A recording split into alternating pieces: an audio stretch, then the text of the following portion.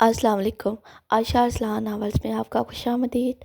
Novel name जाने जगह, writer name इंजल अरूज, किस्त नंबर 12।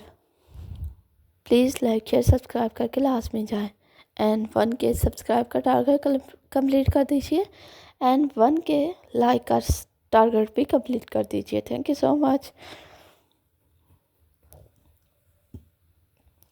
सुबह 6 बजे के करीब जिसलान की आँख खुली तो इसके बराबर वाली जगह खाली थी। इसने गर्दन मोड़ के वॉशरूम की तरफ देखा, मगर वॉशरूम की लाइट बाहर से बंद थी। मतलब वो वॉशरूम में नहीं थी, तो फिर कहाँ गई थी वो? माथे पे बल लिए उठते सोफे पे रखी टी शर्ट पहनते कमरे से बाहर निकलता हवेली के दाखिली दरवाजे की जन्म बढ़ गया। क्या कोई यहाँ से बाहर गया है? हवेली दरवाजे पे खड़े गार्ड से सख्त लहजे में पूछा। नहीं सर, कोई नहीं गया, गार्ड्स ने मुअद्दब अंदाज में कहा तो वो वापस अंदर बढ़ गया। हवेली के चारों तरफ गार्ड्स खड़े होते थे। इनकी मौजूदगी में एमल हवेली से बाहर तो नहीं जा सकती थी और हवेली के अंदर के रास्ते ऐसे पता नहीं थे, तो यकीनन वो किसी और के कमरे में होगी, मगर किसके? वो बगैर सोचे समझे तराब खान के कमरे की तरफ बढ़ गया और बगैर वक्त की परवाह किए, बगैर ये सोचे कि वो लोग सो रहे होंगे, बस दरवाज़ा पीटना शुरू कर दिया। इसने ज़ोर ज़ोर से दरवाज़ा बजाया तो अंदर से नूर बेगम निकल के आई। क्या हुआ जजलान? सब कह रहे थे इस वक्त तुम यहाँ। दरवाज़ा खोलते सामने जजलान को खड़े देख वह फिक्रमंद हुई। एमल कहाँ है? इनके सवाल को नज़रअंदाज किए छोड़ते ही इस्तफसार किया। तुम्हारे कमरे में ही होगी। उन्होंने ना समझी सा जवाब दिया। क्या हुआ जजलान? इतनी सुबह यहाँ क्यों आए हो? जजलान की आवाज़ सुनकर तराव खान भी दरवाजे पे आ गए थे। एमल कमरे में नहीं है और ना ही वो हवेली से बाहर गई है। मुझे समझ नहीं आ रहा, अगर वो वहीं नहीं गई तो फिर गई कहाँ है? जजलान काफ़ी झंझलाया हुआ लग रहा था। नूर, तुम अंदर आ जाओ। नूर बेगम को अंदर जाने का कहा तो वो एक नज़र दोनों बाप बेटे को देखती अंदर चली गई। जजलान, ये तो तय है कि वो हवेली से बाहर नहीं जा सकती। वो हवेली में ही है तो तुम्हें भी परेशान होने की ज़रूरत नहीं है। तो राव खान ने इसे नरमी से समझाया। मैं परेशान नहीं हो रहा बाबा, मुझे तो बस वो लड़की हर वक्त अपनी आंखों के सामने चाहिए, ताकि मुझे अपने शोर के रूप में देख के इसके चेहरे पे जो बेबसी के मारे गुस्सा और तकलीफ़ आती है वो मैं देख के सुकून ले सकूं। मुझे मज़ा देती है इसके चेहरे पे फैली खूबसूरती। मैं इसे हर पल अपने सामने रख के ये एहसास दिलाना चाहता हूँ कि वो अब से मेरी मलकियत है, मेरी कैद में मेरे बगैर वो अब कुछ नहीं है। जिस तरह इसने मुझे पूरी दुनिया के सामने बदनाम करना चाहा था, मैं इसका बदला इससे सो समेट लेना चाहता हूँ। और जबड़े बिन से जुनूनी अंदाज में बोला तो तराव खान नफ़ी में सरल आ गए। जजलान, आज इसके बाप का जनाजा है। आज कोई ऐसी हरकत मत करना जिससे वो लड़की आने वाले मेहमानों के सामने कोई तमाशा लगा दे। जो भी करना है बाद में करना, अभी वो जहाँ है इसे वहीं रहने दो। कुछ दिन गुजर जाए तो फिर लेते रहना अपने सारे फैसले। तराव खान ने इसे ठंडा करते नरमी से कहा तो वह इनकी बात समझता सरल आ गया। चलो अब जाओ अपने कमरे में, कमरे में आराम करो।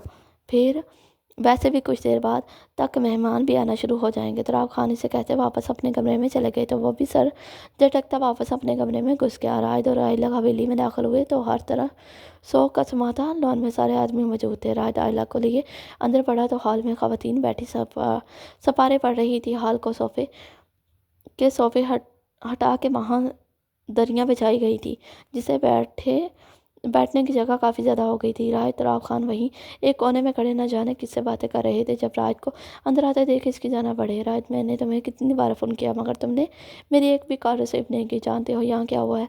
हाँ जानता हूँ, चाचू का इंतकाल हो गया है। इनकी बात करते राज सर्द लहजे में बोला, जबकि इसके साथ खड़ी आयला नूर बेगम की जाना बढ़ गई, जो वहीं हॉल में बैठी सपारा पड़ रही थी। तुम्हें कैसे पता चला? इन्होंने आईब्रोज का सवाल किया। यह आपके लिए जाना ज़रूरी नहीं है, बस मुझे ये बताएं एमल कहाँ है? वो सपाट लहजे में बोला तो वो इस अफसोस से देख के रह गए। एमल? इनको खामोश देखते राय ने बुलंद आवाज़ में एमल का पुकारा तो सपारा पड़ती ख़वातीन इसकी जाना मतवज्जा हुई, जबकि एक कोने में गठरी बनी बैठी एमल ने अपना नाम की पुकार पे सर उठाया। यह आवाज़ तो बिल्कुल इसके बाबा जैसी थी। तो क्या इसके बाबा वापस आ गए थे? इसके दिमाग ने कहा। एमल दोबारा अपने नाम किया पुकार पे वो जल्दी से उड़ती सिमट बढ़ी जहाँ से आवाज़ आ रही थी। बाबा, वो अपने बाबा को पुकारती वहाँ आई, मगर वहाँ तो इसके बाबा थे ही नहीं, बल्कि कोई अनजान शक्ल थी। मैं हूँ एमल, राज तुम्हारा कज़न, तुम्हारे भाई। चाचू ने तुम्हें मेरे बारे में बताया तो होगा। इस लड़की को बिखरी हालत में अपने सामने खड़े देख राय ने प्यार से पूछा। रायत? एमल ने ज़रा लब नाम दे रहा है और फिर जैसे इसे याद आ गया कि रायत कौन है। हाँ, इसके बाबा रायत का अक्सर अच्छे लफ्ज़ों में जिक्र किया करते थे। रायत का जिक्र करते हुए इनके लहजे में मोहब्बत होती थी, मगर उन्होंने कभी ये नहीं बताया था कि वो इनका भतीजा है। मगर इसका दिमाग इस वक्त ज़्यादा कुछ सोचने के काबिल नहीं था। बाबा चले गए मुझे छोड़ के, वो खोए खोए अंदाज में इसे देख के कहते ज़मीन पर बैठती चली गई। रात भी ना जाने وہ کب روتے روتے سو گئی تھی اور اب جب سے اٹھی تھی ایک ہی بات کہتے جا رہی تھی کہ بابا چلے گئے ہیں۔ رات کو بہت دکھ ہوا اسے دیکھ کے، اس کی آنکھیں سوجی ہوئی تھیں، بال بکھرے ہوئے، اور ایسا لگتا تھا جیسے وہ بہت بیمار ہو۔ ایمل زمین کو گرے جا رہی تھی جب سب آئلہ اٹھ کے اس کے پاس آتی اسے کندھوں سے تھام کے کھڑا کرنے لگی۔ ایمل نے خالی نظروں سے اسے نقاب میں لپٹے چہرے کو دیکھا اور اس کے ساتھ کھڑی ہوئی۔ اتنی میں باہر سے ایمبولینس کی آواز آئی تو تراؤ خان اور رائد دونوں فوراً باہر کی جانا پڑ گئے۔ آئمہ اور نوال ایمل کو ایک طرف لیے کھڑی تھی۔ جب جنازے کو ہال میں لایا گیا، جیسے ہی ایمل کی نظر اپنے بابا پہ پڑی وہ تیزی سے ان کی جانب لگ گئی، مگر ان کے پاس پہنچنے تک اس کے قدم سست پڑ گئے تھے۔ بابا، اس نے بہت ہی محبت سے پکارا، جیسے وہ اس کی پکار سن کے ابھی اٹھ جائیں گے۔ اس کی حالت دیکھتے وہاں ہر آنکھ اشک بار تھی۔ رائد جنازے کے ساتھ ہی کھڑا تھا اور اس کے ساتھ ہی جزلان اور تراؤ خان کھڑے تھے۔ رائد کی سرخ ہوتی نم آنکھیں اس بات کی گواہ تھی کہ وہ خود پہ بہت مشکل سے ضبط کے کھڑا ہے۔ اگر اس نے اپنی ماں کے بعد کسی کو اپنا مانا تھا تو وہ اس کے چاچو ہی تھے، جو اس سے بہت پیار کرتے تھے، جبکہ تراؤ خان کے چہرے پہ بھی دکھ صاف واضح تھا، مگر جزلان جیسا پتھر دل انسان بس ہاتھ باندھے کھڑا سب دیکھ رہا تھا۔ اس کا چہرہ بے تاثر تھا، ڈھونڈنے سے بھی اس کے چہرے پہ نہ ہی کوئی دکھ دکھائی دیتا تھا اور نہ ہی افسوس۔ جب میں نے ہوش سنبھالا اور ماما کا پوچھا تو آپ نے کہا، میں ہوں نا تمہارے ساتھ، تم بس خوش رہو، میں ہمیشہ اپنی بیٹی کے ساتھ رہوں گا۔ مگر آج آپ بھی مجھے تنہا چھوڑ کے چلے گئے۔ بی کی باری ہوتی آواز کے ساتھ چہرہ بھی افسوس سے تر چلا۔ مگر میرا یہاں اب بچا ہی کون ہے بابا، آپ مجھے بھی اپنے ساتھ لے جاتے۔ وہ جنازے کے ساتھ زمین پہ بیٹھی ہزاروں قطار ہو رہی تھی۔ اسے دیکھ کے سب کو ہی بہت افسوس ہوا تھا۔ بہت وقت وہ ویسے ہی بیٹھی روتی رہی، کسی نے بھی اسے رونے سے نہیں روکا، نہ ہی اسے وہاں سے اٹھایا۔ مگر اب جنازے کو لے جانے کا وقت ہو رہا تھا۔ رائد نے آئلہ کو اشارہ کرتے ایمل کو اٹھانے کا کہا تو آئمہ فوراً آگے بڑھتی روتی ہوئی ایمل کو اپنے ساتھ لگا گئی۔ میرے بابا، ایمل روتے ہوئے آئلہ سے بولی تو آنکھوں میں آنسو لیے آئلہ گردن ہلاتی آہستہ سے اسے جنازے سے دور کرنے لگی، اور پھر جیسے ہی جنازہ اٹھایا گیا پوری حویلی میں ایمل کی چیخ و پکار گونج گئی۔ نہیں، پلیز نہیں لے کے جاؤ میرے بابا کو۔ روتے ہوئے ان کے پیچھے بھاگنے کی کوشش کرتی ایمل کو نوال اور آئلہ نے مل کے قابو کیا۔ بابا پلیز مت جائیں، مجھے بھی اپنے ساتھ لے جائیں بابا۔ وہ روتی چیختی بے قابو ہو رہی تھی۔ آئلہ اور نوال نے بہت مشکل سے اسے پکڑ کے بٹھایا۔ نور بیگم، نوال، آئلہ، سب لوگ ہی اس کی حالت پہ افسردہ تھے۔ وہ بچی جس نے بچپن میں ہی اپنی ماں کو کھو دیا اور جب سے ہوش سنبھالا تھا اپنے بابا کو دیکھا تھا، جس سے اسے ماں باپ دونوں بن کے پالا تھا، جس سے اسے ہر دھوپ میں سایہ دیا تھا، آج وہ سایہ بھی اس کے سر سے اٹھ چکا تھا۔ سایہ دینے والا خود زیر زمین جا سویا تھا۔ ایمل، اس کا جسم ڈھیلا پڑتے دیکھ آئلہ نے اس کا گال تھپتھپایا، مگر وہ ہوش و حواس کھو چکی تھی۔ اسے کمرے میں لے جاؤ۔ اسے بے ہوش دیکھ نور بیگم آنکھیں صاف کرتی بولی تو وہ مشکل سے نوال اور آئمہ اسے سنبھالتی روم میں لے گئی۔ نوال نور بیگم کو بتا چکی تھی کہ ایمل رات ہی اس کے پاس آ گئی تھی۔ وہ جزلان کے ساتھ نہیں رہنا چاہتی تھی، مگر اس وقت حویلی میں مہمانوں سے بھری ہوئی تھی اور اب تک تو گاؤں کے ہر گھر میں یہ خبر پہنچ گئی تھی کہ جزلان کا نکاح اس کے چاچا کی بیٹی سے ہو چکا ہے۔ اس لیے وہ لوگوں کو باتیں بنانے کا موقع نہیں دینا چاہتی تھی، اس لیے اسے جزلان کے کمرے میں ہی بھیج دیا تھا۔ نوال اور آئلہ نے اسے بیڈ پہ ٹھیک سے لٹاتے چادر اڑائی، مگر جیسے ہی نقاب ہلاتے ہوئے آئلہ کی نظر بیڈ کے سامنے دیوار پہ لگی بڑی سی جزلان کی تصویر پہ گئی، وہ ٹھٹک کے رہ گئی۔ نوال، یہ تو جزلان بھائی کا کمرہ ہے، تم کوئی دوسرا روم سیٹ کروا دو، ہم ایمل کو وہاں لے کے جاتے ہیں۔ اس سے جزلان بھائی کے کمرے میں ایمل کا رہنا ٹھیک نہیں ہے، آئلہ نے پریشانی سے کہا تو نوال نے گہری سانس بھرتی اس کے چہرے کے الجھے تاثرات کو دیکھا۔ بھابھی، جزلان بھائی کا کل ہی چاچو کی آخری خواہش پہ ایمل بھابھی سے نکاح ہوا ہے۔ نوال کے بتانے پہ پہلے تو آئلہ حیران ہوئی، مگر پھر سمجھتے ہوئے سرلا گئی۔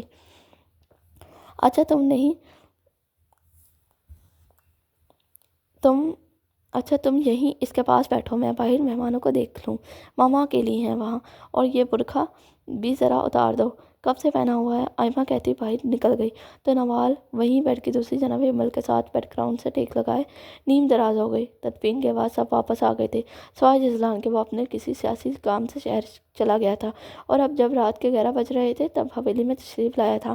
آج وہ بہت تھک گیا تھا، کتنی میٹنگز کی تھی، کتنے لوگوں سے ملا تھا، اور پھر اس کے نکاح کی خبریں جیسے پہلے تھی، اس پہ میڈیا والوں کی سوالوں کے جواب دیتا بھی کسی حساب سے کم نہ تھا۔ میڈیا والے تو ہر بات کی کھال تک جاتے تھے، جو جزلان کافی اچھے سے سنبھال لیتا تھا۔ وہ اپنے بکھرے بالوں میں ہاتھ پھیرتا کمرے میں داخل ہوا تو کمرہ ایک دم خالی تھا۔ اس کے ماتھے پہ فوراً بل پڑے اور ایک بار پھر سے تراب خان کے دروازے پہ جا پہنچا۔ کیا ہوا؟ اس نے دروازہ بجایا تو تراب خان باہر آئے۔ ایمل کہاں ہے؟ اس نے کل والا سوال پھر دہرایا، جیسے ایمل کو انہوں نے نہیں چھپایا ہوا ہو۔ تراب خان نے اس کے چہرے کی سنجیدہ تاثرات کو دیکھا۔ اس کے چہرے سے کہیں سے بھی نہیں لگ رہا تھا کہ وہ اب ان کی کوئی بات سنے گا۔ وہ جانتے تھے خالی کمرہ دیکھتے وہ ایک بار پھر ضرور آئے گا۔ نوال کے کمرے میں ہے۔ نور بیگم انہیں بتا چکی تھی کہ ہوش میں آنے کے بعد ایمل جزلان کے کمرے میں نہیں رکنا چاہتی تھی اور اس کی طبیعت بھی ٹھیک نہیں تھی۔ اسے تیز بخار تھا، اس وجہ سے انہوں نے اسے نوال کے کمرے میں بھیج دیا تھا۔ اس لیے تراب خان نے بھی اسے سچ ہی بتایا تھا، کیونکہ جزلان اب کسی کی سننے والا بھی نہیں تھا۔ تراب خان کے بتانے پہ وہ لمبے لمبے ڈگ پڑتا، دو سیڑھیاں پھلانگ کے بعد اوپر پہنچا اور زور سے نوال کے کمرے کا دروازہ بجایا۔ اس کے دروازہ بجانے کی آواز اتنی تیز تھی کہ 2 کمرے چھوڑ کے راحت کے کمرے میں آرام سے آواز گئی تھی۔ راحت آئلہ کو سینے سے لگائے سکون سے آنکھیں موندے لیٹا ہوا تھا۔ جب اتنی زور سے دروازہ بجنے کی آواز پہ وہ دونوں ہی چونکتے جلدی سے کمرے سے باہر نکلے۔ بھائی آپ؟ نوال نے دروازہ کھولا تو جزلان بغیر کچھ کہتے بیٹھ کے جانا پڑ گیا جہاں ایمل سو رہی تھی۔ آئلہ جلدی سے نقاب کرتے دروازے پہ کھڑی ہی انہیں دیکھتی رہی، جبکہ راحت 2 قدم آگے بڑھ گیا تھا۔ بھائی، بھابی کو ابھی دوائی دے کے سلایا ہے، وہ بہت پکی نیند میں ہے۔ اسے ایمل کی جانب بڑھتے دیکھ نوال نے اسے روکنا چاہا، مگر جزلان بغیر کچھ بولے سنے ایمل کا بازو تھامتے اسے اپنے سامنے کھڑا کر چکا تھا۔ ایمل جو گہری نیند میں تھی، اس اچانک حملے پہ گڑبڑا گئی۔ دل ایک دم زور سے دھڑکا تھا، ہاتھ پاؤں جیسے سن ہونے لگے تھے۔ جزلان نہ آؤ دیکھا نہ تھا، بس اسے بازو سے پکڑے گھسیٹتے ہوئے کمرے سے نکلا، جبکہ بخار میں تپتی ایمل اس کے ساتھ گھسیٹتی چلی گئی۔ بخار اتنا شدید تھا کہ اس میں خود کو چھڑوانے کی بھی ہمت نہیں تھی۔ نہ جانے کیسے وہ مشکل سے درد بھرے قدم اٹھا رہی تھی۔ اس کا پورا جسم بخار کی وجہ سے ٹوٹ رہا تھا، مگر جزلان کو اس پہ رحم نہ آیا۔ یہ کیا کر رہے ہو؟ چھوڑو اس کا ہاتھ۔ ایمل کو زبردستی اپنے ساتھ گھسیٹتے ہوئے لے جاتے دیکھ راحت غصے سے فوراً اس کے پاس آتے دہڑا۔ جاگیردار راحت خان، خبردار جو تم ہم میاں بیوی کے بیچ میں آئے، میں اپنے اور ایمل کے بیچ میں بولنے کا حق کسی کو نہیں دوں گا۔ جزلان اسے انگلی دکھاتے تیکھے لہجے میں بولا تو راحت نے مٹیاں بھیجی، میں تمہیں اس سے زبردستی نہیں لے جانے دوں گا۔ راحت نے ایمل کی نڈال ہوتی حالت دیکھتے سختی سے بولا، یہ میری بیوی اور دنیا کی کوئی طاقت مجھے میری بیوی کو اپنے کمرے میں لے جانے سے نہیں روک سکتی۔ جزلان اسے باور کرواتا ایک جھٹکے سے ایمل کو اپنے قریب کرتے اس کے بازو پہ گرفت اور مضبوط کرتے نیچے اتر گیا، جبکہ راحت اوپر غصے ضبط کرتے رہ گیا۔ ان دونوں کا چاچو کی آخری خواہش پہ نکاح ہو گیا تھا، جس کا اسے شام کو ہی پتہ چلا تھا، اور اب جب کہ وہ جزلان کے نکاح میں تھی، راحت اب کچھ نہیں کر سکتا تھا۔ جزلان اسے کمرے میں لے جاتے ٹھا کی آواز کے ساتھ دروازہ بند کر گیا تو اپنے کمرے کے دروازے پہ کھڑے تراب خان سکون سے اندر بڑھ گئے، جبکہ ان کے پیچھے کھڑی نور بیگم نے تعصب سے سر ہلایا تھا۔ جزلان نے اسے ایک جھٹکے سے بیڈ پہ پٹکا تو درد کے مارے وہ کراہ اٹھی۔ ایک بات میری کان کھول کے سن لو بیوی، وہ تم میرے نکاح ہوا ہے ہمارا، اور ایک بیوی اپنے شوہر کے کمرے میں رہتی ہے، اس لیے اگر آج کے بعد میں نے تمہیں کسی اور کے کمرے میں دیکھ لیا تو اچھا نہیں ہوگا، سمجھی؟ جزلان غصے سے گرایا، جبکہ ایمل ہمت کرتے کھڑی ہوتی اس کے سامنے آئی۔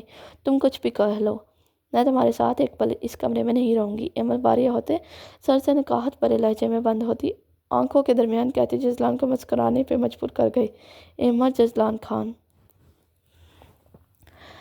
اب آپ کو ایک پل کیا بلکہ اپنی زندگی کے ہر پل یہیں اسی کمرے میں گزارنے ہیں۔ اور ہاں، ابھی تم دکھی ہو اور بیمار بھی، اس لیے میں تمہیں کچھ نہیں کہہ رہا، مگر 1 ہفتہ ہے تمہارے پاس، خود کو اچھے سے سمجھا لو۔ ٹھیک 1 ہفتے بعد میں تم سے اپنے سارے حق وصول کرنے والا ہوں، سمجھی؟ جزلان استہزائیہ مسکراہٹ کے ساتھ کہتا اپنی قمیض اتار کے بیڈ پہ پھینکتا واش روم کی جانب بڑھنے لگا، مگر پھر پیچھے مڑ کے دیکھا تو ایمل پھر سے باہر جانے کی کوشش کر رہی تھی۔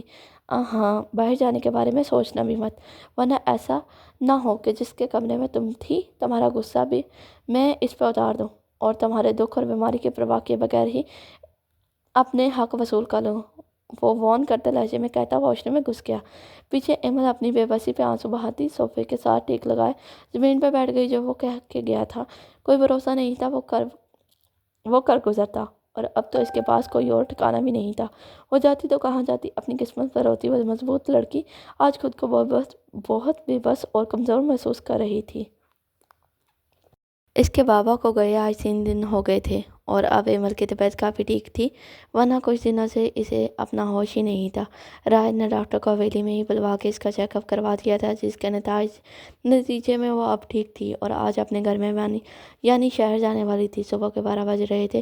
وہ ایک سادہ سے کریمی رنگ کی شلوار قمیض پہنے شیشے کے سامنے کھڑی بالوں کو چوٹی بنا رہی تھی۔ ایمل راحت کے چاچا کی بیٹی تھی۔ اس کے چاچو اس سے بہت پیار کرتے تھے اور اب ان کے جانے کے بعد اس کا فرض بنتا تھا کہ وہ ان کی بیٹی کا خیال رکھے، جس وجہ سے راحت اور رائلہ جا کے ایمل کے لیے کچھ شاپنگ کر کے آئے تھے۔ رات سے جزلان حویلی نہیں آیا تھا، وہ کہاں ہوگا یہ ایمل اچھے سے جانتی تھی، مگر اسے اس بات سے فرق نہیں پڑتا تھا۔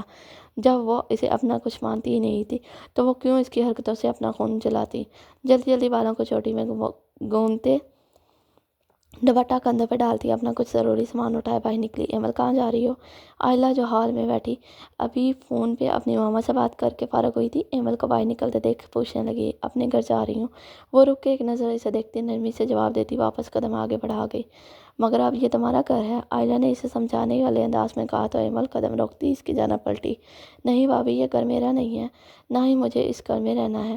آپ سب بہت اچھے ہیں، مگر وہ جس سے میری شادی ہوئی ہے میں اس سے نفرت کرتی ہوں اور میں کسی ایسے شخص کے ساتھ ہرگز نہیں اپنی پوری زندگی نہیں گزار سکتی جس سے مجھے شدید نفرت ہو، جو میرے قابل ہی نہ ہو، جو لوگوں کو بھیڑ بکری سے زیادہ اہمیت ہی نہ دیتا ہو، جو لڑکیوں کے ساتھ کھیل کے انہیں کسی بے جان کھلونے کی طرح پھینک دیتا ہو، جس کے نزدیک عورت ذات کوئی معنی ہی نہیں رکھتی۔ میں ایک ایسے شخص کے ساتھ تو اپنی زندگی نہیں گزار سکتی۔ ہاں، یہ نکاح میرے بابا کی خواہش پہ ہوا تھا، مگر اب بابا بھی جا چکے ہیں اور مجھے وہ یقین ہے اپنی بیٹی کو ناخوش دیکھ کے وہ بھی خوش نہیں ہوں گے، اس لیے میں جلدی یہ رشتہ ختم کر دوں گی۔ واٹل مضبوط لہجے میں بولی تو آگے سے آئلہ کچھ ہی کہہ نہ سکی۔ راحت اس سے محبت کرتا تھا اور اس کی محبت کی خاطر اس نے شراب چھوڑ دی تھی، مگر جزلان اور ایمل کے بیچ میں محبت تو دور، دونوں کے دل میں ذرا برابر بھی ایک دوسرے کی عزت نہیں تھی۔ اور پھر جب سے وہ یہاں آئی تھی اسے جزلان کے بارے میں بھی سب پتہ چل گیا تھا۔ جزلان کی ساری سرگرمیاں راحت اسے بتا چکا تھا، جس پہ اسے بہت افسوس ہوا تھا، اور اب ایمل جو کرنا کا کہہ رہی تھی وہ کہیں نہ کہیں صحیح تھا۔ پہلے میں بیمار تھی، بھابھی تو کمزور پڑ گئی تھی، اوپر سے بابا کے جانے کا دکھ لگا تھا، مگر اب میں خود کو سنبھال چکی ہوں، میں کمزور ہرگز نہیں ہوں بھابھی۔ میں جزلان خان جیسے بندے سے لڑ سکتی ہوں۔ پہلے بابا تھے، جسے وجہ سے میرے اندر ایک ڈر تھا کہ وہ میرے بابا کو کوئی نقصان نہ پہنچا دے، مگر اب تو وہ بھی نہیں رہے، مجھے اب کوئی ڈر نہیں ہے۔ ایمل پھیکی سی مسکان کے ساتھ کہتی آئلہ کے سامنے آئی۔ آپ نے مال، نور آنٹی اور راحت بھائی، آپ لوگ بہت اچھے ہیں، میرے مشکل وقت میں آپ لوگوں نے میرا ساتھ دیا ہے، میں آپ لوگوں کو کبھی نہیں بولوں گی، آپ لوگوں سے ملتی رہوں گی، مگر میں اس انچاہے رشتے کو کبھی نہیں نبھاؤں گی۔ ایمل دھیرے سے کہتی آئلہ کے گلے لگی۔ آئلہ نے بھی اس بہادر لڑکی کو خوش دلی سے گلے لگایا۔ تم ڈرائیور کے ساتھ چلی جاؤ۔ اس سے دور ہوتے آئلہ بولی، میں اکیلی جا سکتی ہوں بھابھی، آپ فکر نہیں کریں۔ ایمل پیار سے کہتی دوپٹہ ٹھیک کرتے باہر نکل گئی، پیچھے آئلہ اسے دیکھ کے رہ گئی۔ کتنی باہمت لڑکی تھی جو تنہا دنیا سے لڑنا چاہتی تھی، کاش وہ بھی اس کی طرح اتنی بہادر ہوتی۔ وہ بہادر تو تھی، مگر اتنی نہیں کہ ایسے کسی کے سامنے ڈٹ کے کھڑی ہو سکتی۔ مگر ایمل میں بہت ہمت تھی اور اللہ اسے ایسے ہی باہمت رکھے، وہ اس کے لیے دعا گو تھی۔ جزلان دوپہر کو حویلی آیا اور سیدھا اپنے کمرے میں چلا گیا، مگر ایک بار پھر خالی کمرہ منہ چڑھا رہا تھا۔ وہ جس طرح کمرے میں آیا تھا ویسے ہی واپس باہر نکل گیا۔ شاہدہ! کمرے سے باہر نکلتے جزلان نے بلند آواز میں ملازمہ کو پکارا تو شاہدہ فوراً سے بوتل کے جن کی طرح اس کے سامنے حاضر ہوئی۔ جی چھوٹے خان! وہ ادب سے اس کے سامنے سر جھکائے کھڑی ہوئی۔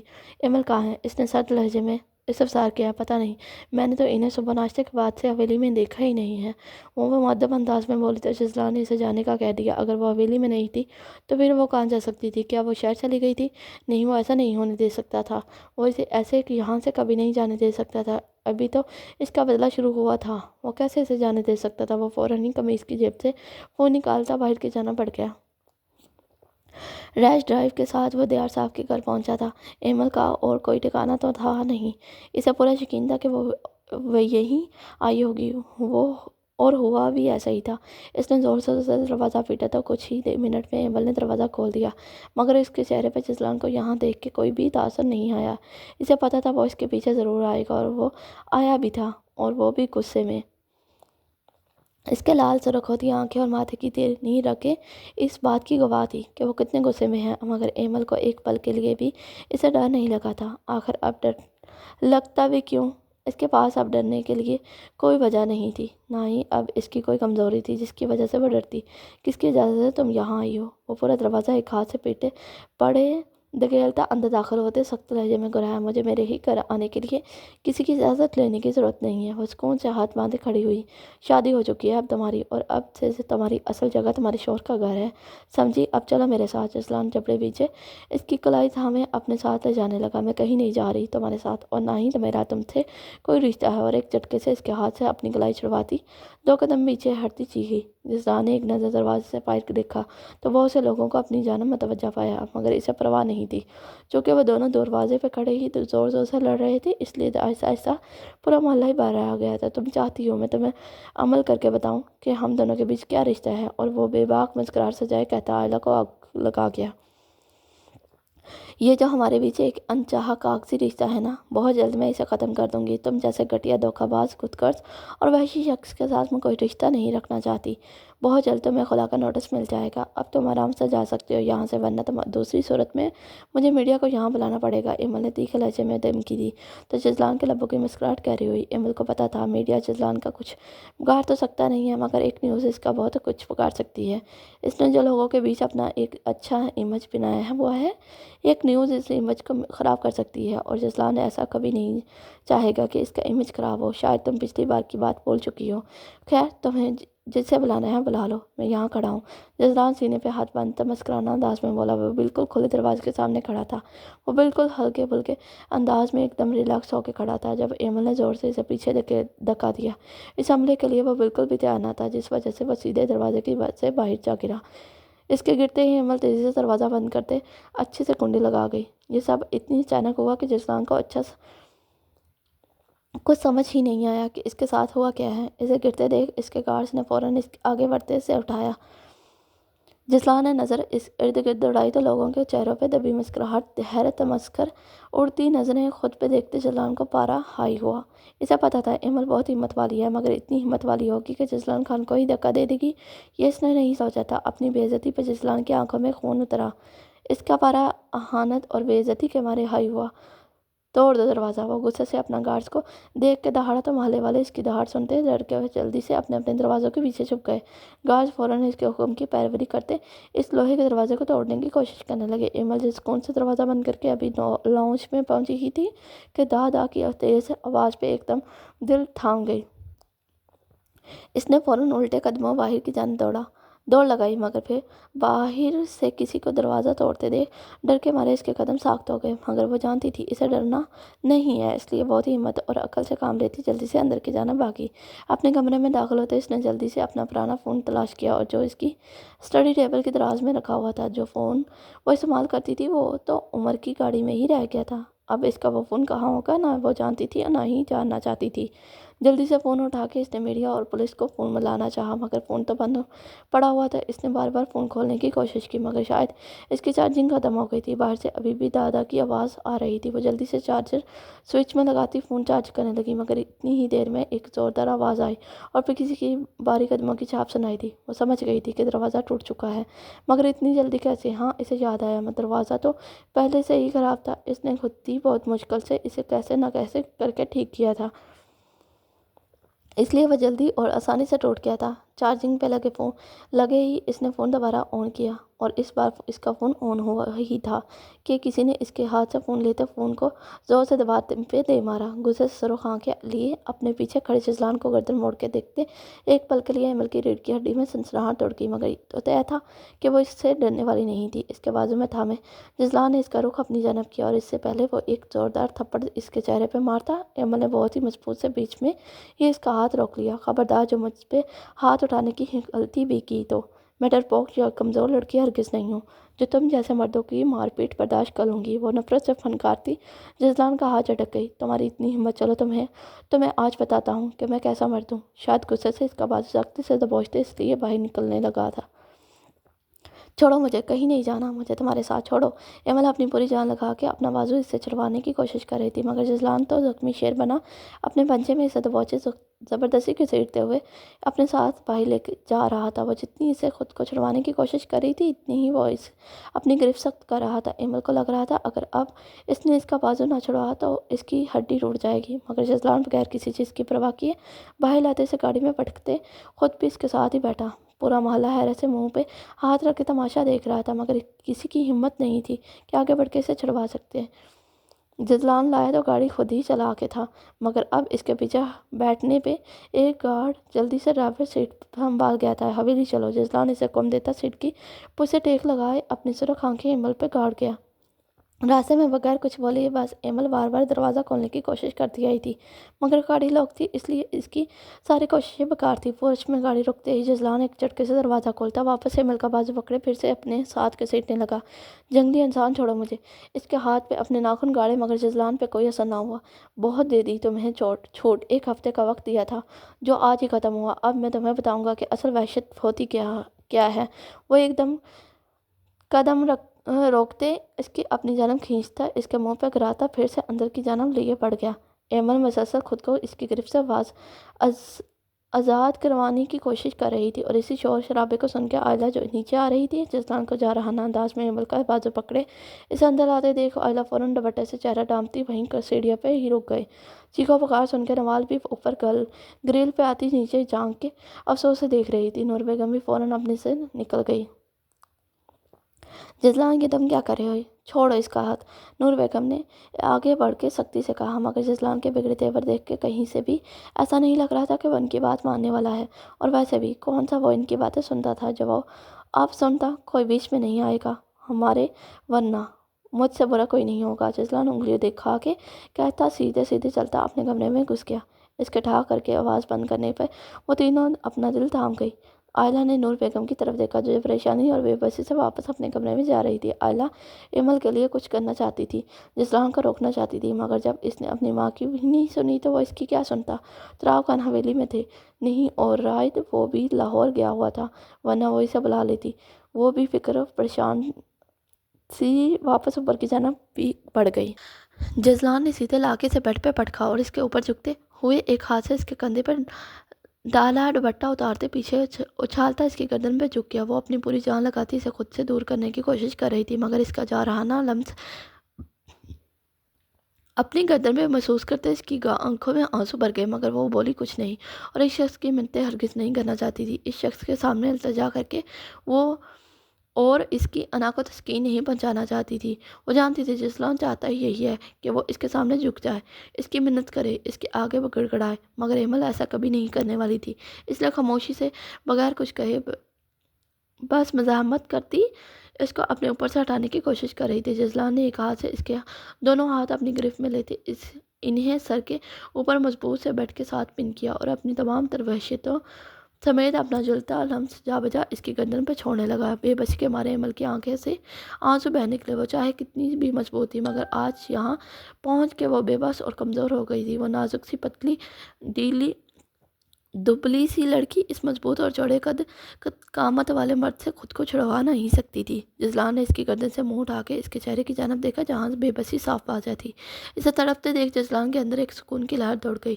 اس کی آنکھوں سے نکلتے آنسو اس کے دل کو جیسے ٹھنڈا کر رہے تھے۔ وہ ظالم اور بے حس شخص اس کو تکلیف پہنچا کے سکون محسوس کر رہا تھا۔ اسے تمسخر اڑاتی نظروں سے خود کی جانب دیکھتے ایمل سختی سے آنکھیں میچتی چہرہ دائیں جانب موڑ گئی۔ اس کا چہرہ پھیرنے پہ جزلان نے دوسرے ہاتھ سے سختی سے اس کا جبڑا پکڑتے اس کا منہ اپنی طرف دیکھا اور اپنا چہرہ بالکل اس کے کان کے قریب لے جاتے پنکارا۔ اپنے دشمن کو اپنی پناہوں میں تڑپتے دیکھ جاگیردار جزلان خان اتنا اچھا محسوس کر رہا تھا کہ میں بتا ہی نہیں سکتا۔ تمہیں اس طرح بے بس دیکھتے میرا دل کو جو راحت ملی ہے اس کے بارے میں تو پوچھو ہی نہیں۔ اس کے اس سہازیہ لہجے پہ ایمل کی آنکھ سے آنسو نکلا جو اس کی کن پٹی سے ہوتے ہوئے بالوں میں جذب ہو گیا۔ تمہاری زندگی جہنم سے بھی بدتر نہ بنا دی تو میرا نام جزلان خان نہیں، وہ نفرت سے مسکراتے لہجے میں کہتا۔ اس کے کان کی لو کو دانتوں میں دبا کے تو ایمل کے منہ سے سسکی نکلی۔ جزلان مسکراتے ہوئے اس کی آنکھوں میں آنکھوں دیکھتا आंसू देखता शिद्दत से इसके होंठों पे झुकता इसकी सांस खुद में कैद कर गया। एमल अपना मुंह इधर उधर करने की कोशिश कर रही थी, मगर इसकी पकड़ मजबूत थी जिस वजह से वो हिल भी नहीं पा रही थी। नफरत और गुस्सा इसके लबों पे उतरते जिजलान जैसे भूल गया कि वो भी एक जीती जागती इंसान है, जैसे सांस लेने की ज़रूरत होती है, लेकिन वो तो बस जुनूनी अंदाज में इसकी सांसें खुद में कैद करता जा रहा था। एमल को अपना सांस लेने में मसला हो रहा था, इसे अपना सांस रुकता हुआ महसूस हो रहा था, मगर जजलान था कि वो पीछे ही नहीं हो रहा था, और ऊपर से इसके दोनों हाथ भी जजलान के हाथ में गए थे, जिस वजह से वो कोई मज़ामत भी नहीं कर पा रही थी। काफ़ी देर बाद अपना गुस्सा इसके लबों पर उतारते इसकी सांसें बिल्कुल ना चलने के बराबर महसूस करते जजलान पीछे हुआ तो एकदम एमल ने गहरा सांस भरा और फिर बार बार गहरी सांस भरती अपनी सांसें हमवार करने लगी। जजलान इसके हाथों को आज़ाद करता इसके बालों में उलझन लगा। अपने हाथ आज़ाद होते देख एमल ने फिर से इसके कंधे पे हाथ रखते इसके पीछे करने की कोशिश की, तो जजलान एक झटके से इसे छोड़ते इसके ऊपर से उठ खड़ा हुआ। मेरा असूल है कि मैं कभी किसी लड़की के साथ ज़बरदस्ती नहीं करता, इसलिए तुम्हें छोड़ रहा हूँ, मगर मेरी एक बात अच्छे से ज़हन नशीन कर लो, सिर्फ एक दिन है तुम्हारे पास, खुद को तैयार कर लो, वरना ऐसा ना हो मुझे अपने सूल तोड़ने पड़े। एमल को बैकग्राउंड के साथ टेक लगाए बैठते देख वो संजीदगी से कहता जेब से फ़ोन निकालते अपने ख़ास आदमी को मिलाने लगा। जी सर, एक पल पे ही फ़ोन उठा लिया गया था। जवाब, मैं फार्म हाउस आ रहा हूँ, शराब और शबाब दोनों का इंतज़ाम करो। वो जानबूझ के एमल के सामने बोला था, मगर एमल को कोई फ़र्क नहीं पड़ता था। दूसरी तरफ से इस आदमी ने ओके कहते फ़ोन रख दिया। आज मेरा मूड तो तुम्हारे साथ रात रंगीन करने का था, मगर तुम्हें तो मेरी कोई भी बात समझ ही नहीं आती, इसलिए थोड़ा सा टेलर दिखाया है अभी। अब ये तुम्हारे ऊपर है, जितना जल्दी हो सके अपनी मर्ज़ी से मेरे पास आ जाओ, वरना दूसरा तरीका तो मैं तुम्हें बता ही चुका हूँ। चेहरा झुकाए खामोश बैठी एमल को देखते मज़े से कहता बार की जानब कदम बढ़ा गया। तुम्हें जो करना है कर लो, मगर मैं कभी तुम्हारे सामने हार नहीं मानूंगी। वो इसकी जानब देखती सदमैरी से बोली तो जजलान के बाहर जाते कदम रुके। लबों से मुस्कुराहट छा गई। मैंने तुम्हें समझा दिया है और वक्त भी दे दिया है, लेकिन आकर इसके बाद भी तुम ऐसे ही डीट बनी रही तो फिर जो तुम्हारे साथ होगा इसकी जिम्मेदार तुम खुद होगी। गर्दन मोड़ के इसे देखता सुकून से कंधे झुका के कहते भाई निकल गया। पीछे एमल तेजी से बेड से उठती वॉशरूम में भागी, हाथ मुंह गर्दन अच्छे से धोती जैसे वो इसका लम्स मिटाना चाहती थी, मगर ऐसा मुमकिन नहीं था। अब जारी है, प्लीज़ लाइक शेयर सब्सक्राइब करके लास्ट में जाएं। Thank you so much.